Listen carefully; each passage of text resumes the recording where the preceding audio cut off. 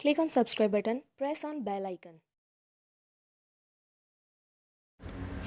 Hello friends, दोस्तों आज इस वीडियो में हम देखेंगे कि हम किस तरह से हमारे मोंगोडीबी में डेटा को अपडेट कर सकते हैं विद डॉट नेट। तो फ्रेंड्स आप इस वीडियो को कंप्लीट देखिए। हम इसमें कवर करने वाले हैं तीन चीज़ें, एक अपडेट वन, एक अपडेट मैनी और एक है रिप्लेस। फ्रेंड्स रिप्लेस वाले का वीडियो हम नेक्स्ट वाले में कवर करेंगे कॉन्सेप्ट इसका, बट इस वाले वीडियो में हम बात करेंगे अपडेट वन और अपडेट मैनी के बारे में कि ये किस तरह से काम करते हैं हमारे डॉट नेट में। तो फ्रेंड्स इससे जो पहले वाले वीडियोज़ है जहाँ पे हमने देखा है कि हम किस तरीके से डेटा इंसर्ट करें, गेट करें और प्रोजेक्ट किस तरीके से सेटअप करें डॉट नेट का मोंगोडीबी के साथ, तो वो आप इंपॉर्टेंटली देख लीजिए, बहुत ज़्यादा ज़रूरी है। अब हम स्टार्ट करते हैं हमारा प्रोसेस। तो फ्रेंड्स डेटा को अपडेट करने में इसमें हमारे पास दो तरीके होते हैं, मेनली दो तरीके होते हैं। मैं रिप्लेस की बात नहीं कर रहा, मैं अभी ओनली अपडेट की बात कर रहा हूँ।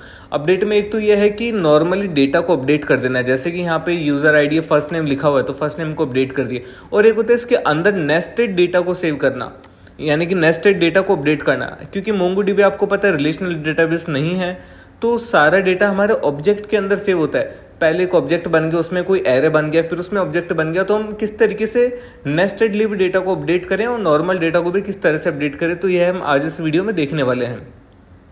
तो चलिए फ्रेंड्स हम स्टार्ट करते हैं यहाँ से। और अगर आपको इस वीडियो के इस प्रोजेक्ट के सोर्स कोड चाहिए तो गिटअप का यूआरएल मैंने इस वीडियो को डिस्क्रिप्शन में दिया हुआ है, तो वहाँ से आप क्लिक करके इसके सोर्स कोड को डाउनलोड कर सकते हो।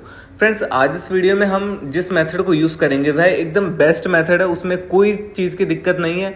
आप इसको फुल्ली अपने जब आप लाइव सर्वर पे काम करते हो या अपने किसी क्लाइंट के लिए, कंपनी के लिए काम कर रहे हो, तो आप फुल्ली इस मेथड को यूज़ कर सकते हो। और यह हर तरीके से टेस्टेड मेथड है, इसमें कहीं पे भी एरर की कोई गुंजाइश नहीं है। तो चलिए फ्रेंड्स हम यहाँ पे स्टार्ट करते हैं। तो सबसे पहले हम यहाँ पे fields what we have to get, तो सबसे पहले हम डेटा को अपडेट करने से पहले डेटा को सिलेक्ट की एक क्वेरी यहाँ पे बनाते हैं। मोंगोडीबी के अंदर सिलेक्ट स्टार फ्रॉम वगैरह ये सारी चीज़ें नहीं चलती है डॉट नेट के बेस पे, तो हम यहाँ पे जो इनकी ऑफिशियली एक नुगेट पैकेज है मोंगोडीबी, वो हम यहाँ पे यूज़ करने वाले हैं। और सबसे पहले हम यहाँ पे एक what field we have to get उसके कमांड लिखते हैं, जहाँ पे हम फील्ड नाम का वेरिएबल बनाते हैं, जहाँ पे प्रोजेक्शन में हम देते हैं कि हमें ओनली फॉर यूजर की आईडी को सिलेक्ट करना है। देन हम बनाते हैं उसमें फिल्टर, यानी कि फ्रेंड्स ये आप देख रहे हो मैं एक सिलेक्ट की क्वेरी बना रहा हूँ। उस क्वेरी के अंदर सबसे पहले तो मुझे सिलेक्ट में और क्या क्या चीज़ें सिलेक्ट करनी है मैंने वो ले लिया। उसके बाद मैंने यहाँ पे ले लिया कि अब मुझे मेरी सिलेक्ट की क्वेरी में फिल्टर्स क्या क्या यूज़ करने हैं, यानी कि select star from table name where. अब मैं वेयर वाले यहाँ पे फिल्टर यूज़ कर रहा हूँ, फिल्टर डॉट इक्यू। इक्यू का मतलब है इक्वल्स, यानी कि यूजर आईडी के बराबर, यानी कि मैं मॉडल से जो भी यूजर आईडी एक्सेप्ट करता हूं तो मुझे वही यूजर आईडी यहाँ पे सिलेक्ट में यूज करनी है।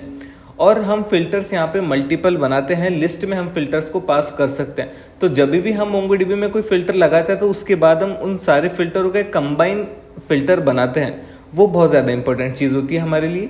तो सबसे पहले मैंने यहाँ पे फील्ड को ले ली कि यानी कि सिलेक्ट स्टार नहीं, select column name then table name, यानी कि select column name from table name where. अब मैंने यहाँ पे प्रोजेक्शन में यूजर आईडी डालने का मतलब है स्टार की जगह हम कोई कॉलम नेम यूज करते हैं, वो वेयर की कंडीशन को मैंने मेरे फिल्टर में डिफाइन कर दिया।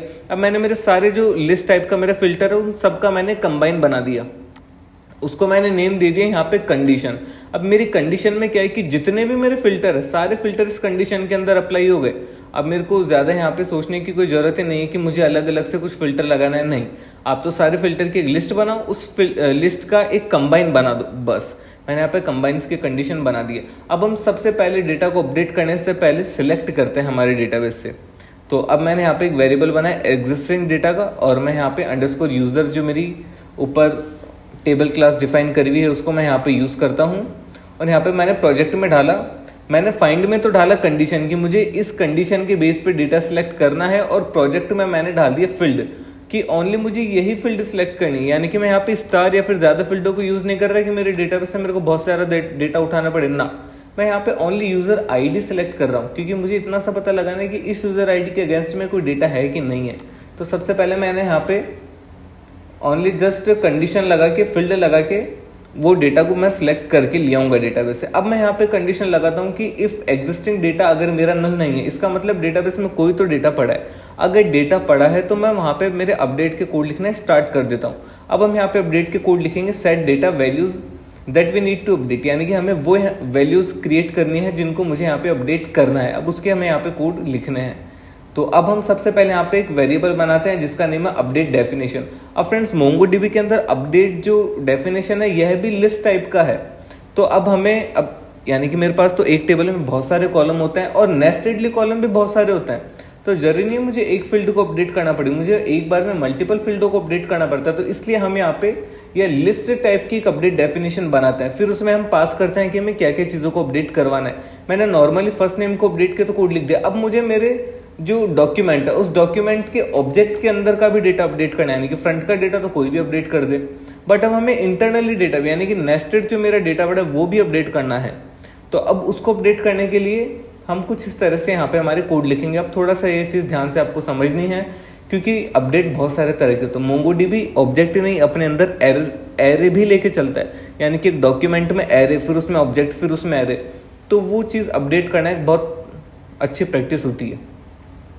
तो अब मैंने यहाँ पे 2 फील्डें मुझे अपडेट करवानी है। अब यह तो वही मेरा लिस्ट टाइप के अंदर डेटा है, मैंने तो लिस्ट टाइप के अंदर 2 चीज़ों के अपडेट के कोड लिख दिए। एक तो मेरे को फर्स्ट नेम को अपडेट करना है और एक मेरे को एड्रेस के अंदर स्टेट को अपडेट करना है। अब हम यहाँ पे करेंगे क्या, अब हम यहाँ पे वही काम करेंगे जो हमने पहले करा था। जैसे हमने फिल्टर को कंबाइन करा था उसी तरीके से हम यहाँ पे हमारी जो अपडेट की डेफिनेशन बनी है, यानी कि मुझे 2 चीज़ को अपडेट करना है। ये तो मैंने लिस्ट टाइप में डिफाइन कर दिया। अब मुझे इन सब का मैं कंबाइन बना लेता हूँ अपडेट का भी। तो मैंने यहाँ पे कंबाइन अपडेट करके एक वेरिएबल बनाया जिसमें मैंने मेरे जितना भी अपडेट था उस सारा अपडेट का एक वेरिएबल बना दिया। अब मैं क्या करूंगा, अंडरस्कोर यूजर डॉट अपडेट 1 को मैं यहाँ पे यूज करूंगा। वहां पे मुझे कंडीशन पास करनी कि मुझे इस कंडीशन के बेस पे यह कंबाइन अपडेट करना है। यानी कि कंडीशन तो मैंने ऊपर डिफाइन कर दी थी, कंडीशन के अंदर मैंने फिल्टर वगैरह फील्ड पहले ही डिसाइड कर दिए थे। अब उसके बाद मुझे ओनली 2 चीजें अपडेट करवानी है। अब हम इसको एक बार टेस्ट कर लेते हैं। सबसे पहले मैं यहाँ पे मेरी गेट यूजर्स की API को हिट करवा के आपको दिखाता हूँ कि मैंने एग्जीक्यूट करा और मेरे पास पड़े हैं अभी 2 रिजल्ट डेटाबेस में। एक का नाम गुरुजी ज्ञान है और एक का नाम बंटी सोनी है। तो अब हम यहाँ पे डेटा को अपडेट करते हैं। अब अपडेट मुझे किस बेस पे करना है, यूजर आईडी के बेस पे मैंने फाइंड की कंडीशन लगा रखी है, यानी कि EQ वाली कंडीशन, इक्वल्स टू वाली। और मुझे ओनली फर्स्ट नेम अपडेट करना है क्योंकि फर्स्ट नेम और एड्रेस के अंदर स्टेट अपडेट करना है। बाकी जो अदर फील्ड है उनको हम हटा देते हैं, वो हमारे काम की नहीं है क्योंकि हमने ओनली 2 फील्डों की अपडेट की डेफिनेशन को हमारे कोड में मेंशन किया हुआ है। एक तो हम फर्स्ट नेम अपडेट कर सकते हैं और एक एड्रेस में स्टेट को अपडेट कर सकते हैं। तो यहाँ पे ये मैंने स्टेट में लिख देता हूँ गुजरात और फर्स्ट नेम को भी मैंने यहाँ पे ABC कर दिया है। फर्स्ट नेम ABC और एड्रेस में हमारा स्टेट है गुजरात। अब हम इस कंडीशन को यानी कि यह अब हम इस API को एग्जीक्यूट करते हैं। मैंने यहाँ से एग्जीक्यूट किया। अब आप देख सकते हो कि किस तरह से हमारा कोड काम कर रहा है। तो सबसे पहले मैंने यहाँ पे मेरी फील्ड को डिसाइड करा कि मुझे डेटाबेस से कौन से फील्ड सिलेक्ट करनी है, तो मैंने एक कॉलम नेम उठा लिया। सेकंड में यहाँ पे मेरे जितने भी फिल्टर मुझे लगाने हैं उन सारे फिल्टरों की एक लिस्ट बना लेता हूँ कि मुझे इसमें यूजर आईडी का भी फिल्टर लगाना है या कोई एक्टिव इजेक्टिव है या फिर डेट का फिल्टर लगाना है, तो आप हर तरह के यहाँ पे एक फिल्टर लगा सकते हो। मैंने सारे फिल्टर का एक कंबाइन कंडीशन बना दिया। अब मैं सबसे पहले डेटाबेस में जाके एग्जिस्टिंग डेटा को सिलेक्ट करता हूँ कि इस कंडीशन पे के बेस पे मेरे पास कोई डेटा अवेलेबल है क्या, और अगर अवेलेबल है तो मुझे ओनली यह सिलेक्टेड फील्ड को ही उठाना है, सारे डेटा को नहीं उठाना।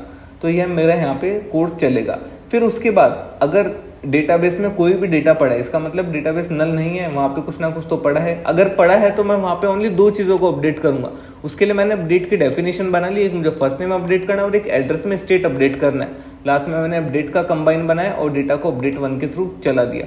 फ्रेंड्स, इस तरीके से हम मोंगोडीबी में डेटा को अपडेट कर सकते हैं। आप यहाँ पे अपडेट 1 को यूज़ करो या फिर आप अपडेट मैनी को यूज़ करो, वो आपकी इच्छा। अपडेट मैनी हम उस केस में यूज़ करते हैं जब हमें बहुत सारा डेटा एक सेम कंडीशन है, बस हमें ओनली अपडेट करना बल्क में, तो उस केस में हम यहाँ पे अपडेट मैनी यूज़ कर सकते हो। तो फ्रेंड्स, इस तरह से आप मोंगोडीबी में डेटा को अपडेट कर सकते हो .NET के साथ। अगर आपको किसी भी तरह की हेल्प चाहिए तो आप इस वीडियो में कमेंट कर सकते हो। Thank you friends.